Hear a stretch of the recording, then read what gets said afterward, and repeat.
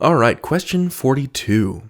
Burke's attitude towards the gentlemen of France, quote unquote, would best be described as blank.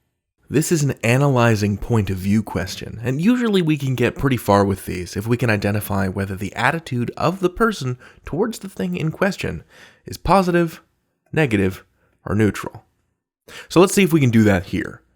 I'm going to say it in my own words to help me get control of it, and then I'll read around the line reference provided, lines 76 to 77, and make a prediction. Okay, so let me rephrase. What is Burke's POV, his point of view, about the gentlemen of France? Well, off the bat, I can remember that he's critical of everything that's happening in France. So chances are good that we're going to be looking for something pretty negative. If I was short on time, I would just apply that to the choices and choose the most negative word. But let's read around the reference and see what we can find. Okay, so gentlemen of France, 76 to 77. Not being illuminated with the light of which the gentlemen of France tell us they have got so abundant a share, they, and here he's talking about Britain's forefathers, acted under a strong impression of the ignorance and fallibility of mankind.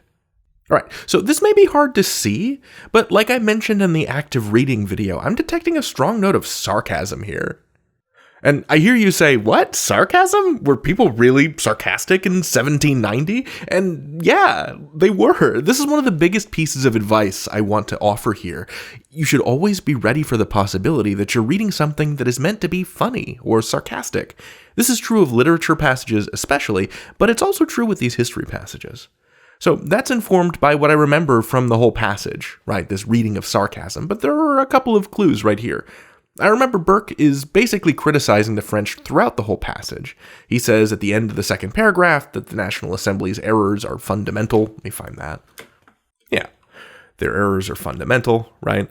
He doesn't have a positive view of what's happening in France. And in the third paragraph, this final paragraph, he's holding up the forefathers of England as being much better role models than the French. Right, he's saying whatever he wants to do, we should do it in the style of the example of our ancestors. He just really likes what the forefathers of Britain did. And so the way that I read not being illuminated with the light of which the gentlemen of France tell us they have got so abundant a share, the way I read that is he's saying the French tell us they are so smart, but they're really not, and they're making tons of mistakes.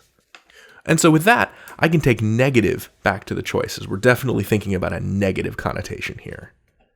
That's my prediction. So which of these choices is the most negative? We've got scornful, sympathetic, envious, and apprehensive. Right off the bat, like scornful is definitely the most negative of those four. Right, sympathetic is positive, so no. Envious has a negative connotation, but Burke is the opposite of envying the French, right? He's saying to his English countrymen, please don't try to do what France is trying to do. So that word doesn't work here.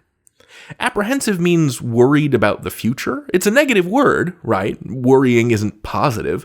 And Burke might be worried for the French, but that's kind of a stretch, right? He's projecting more worry that his English friends will admire what's happening in France. So I'm choosing A, right? Scornful. He's making fun of the French.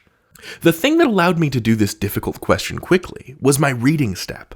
I have a sense of how Burke is feeling throughout the passage, because I made a point to note down all the positive and negative feelings he expressed with pluses and minuses.